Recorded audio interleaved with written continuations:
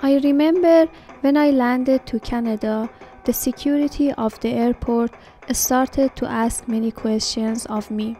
I didn't understand what he was saying, and my answer was always just okay. After 2 months, I was so embarrassed about my English that I couldn't even do grocery shopping. I was scared to talk with people because I might ruin everything.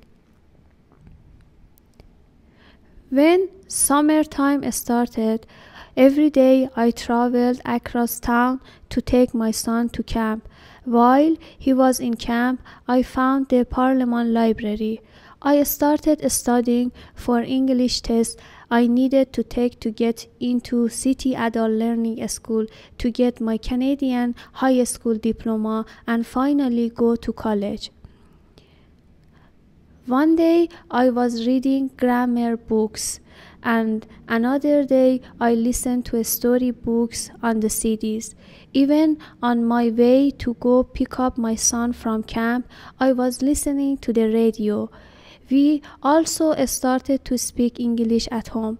I don't want to exaggerate, but after 2 months staying in the library for 8 hours every day, I almost finished the whole storybooks of ESL shelf of the library. Finally, the day of the test came. I was full of stress, but I passed. I was top of the world. 2 years later, I graduated from high school.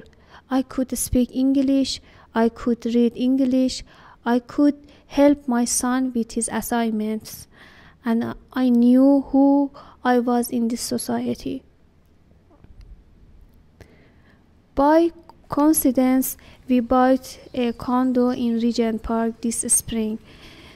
Now, the Parliament Library was so close to me.